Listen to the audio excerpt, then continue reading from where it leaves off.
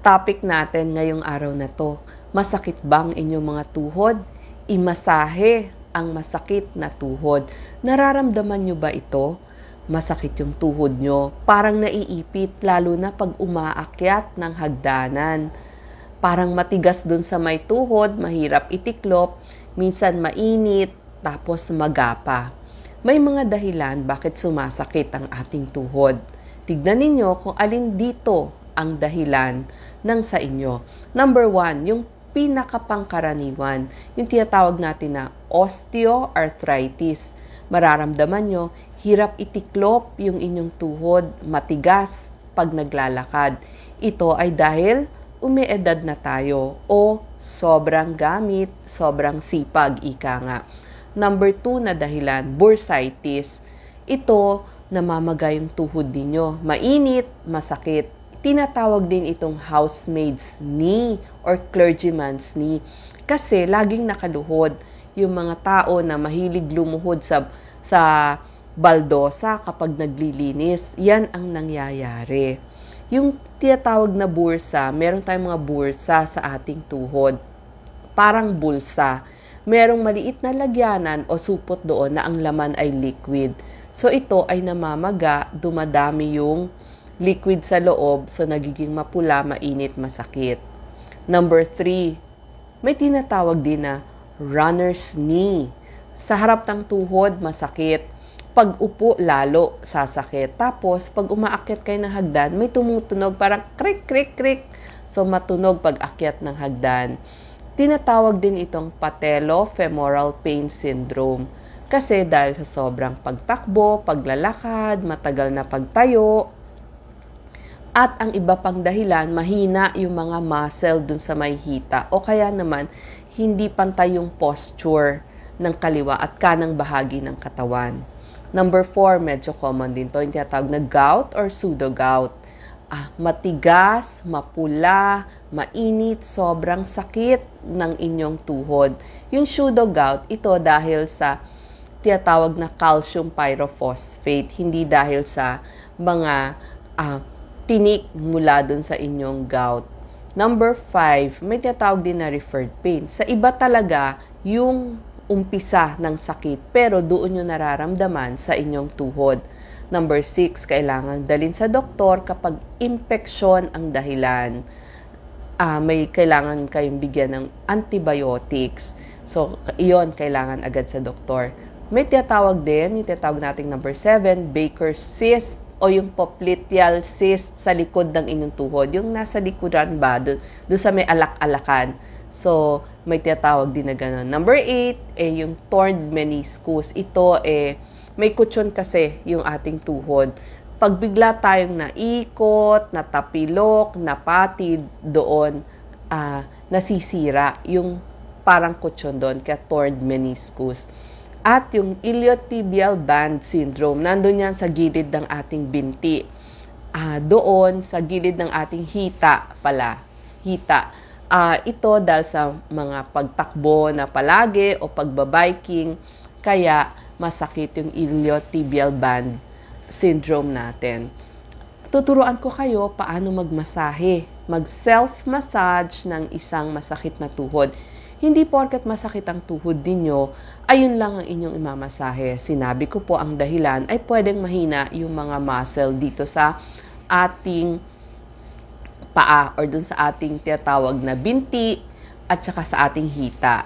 So, pwede nyo gamitin kakailangan ninyo ang oil, pwedeng oil ng nyog, pwede rin yung olive oil na ginagamit ninyo din sa inyong kusina o kaya naman ay lotion.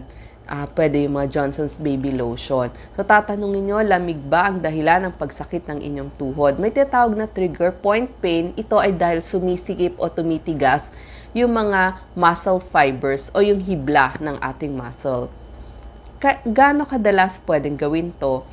Ang talagang pinakamainam po, once a week sa loob po ng 8 linggo na sunod-sunod. So at least, imasahin nyo yung sarili ninyo. Mas maganda kung meron kayong tagamasahe o yung tinatawag na hilot. Pero kapag wala, kayo na po. Okay, ito na yung step-by-step self-massage natin. Pahiga, ang pasyente kung kayo po yung magmamasahe doon sa pasyente, or kung kayo naman, upo lamang. Lagyan nyo ng salo sa ilalim ng tuhod. So doon sa may alak-alakan, mag-fold kayo ng towel. Ihanda na po ang inyong oil. Pwede yung langis ng nyog, olive oil, o kaya naman ay Johnson's Baby Lotion. Ngayon, simulan po natin dito sa ating hita. So, imasahe po gamit ang ating mga daliri at ang ating hinlalaki. So, dito sa taas ng ating hita, sa ating mga quadriceps, siguro mga 10 to 15 minutes. At kapag nagawa na ho ninyo yun, punta naman ho tayo dun sa may tuhod natin. Ang pagmasahe po dun sa may tuhod ay sa isang gilid muna. Pwedeng yung loob ang gilid. So, masahe gamit ang inyong mga daliri. Masahe. At pupunta rin ho kayo dun sa kabilang gilid.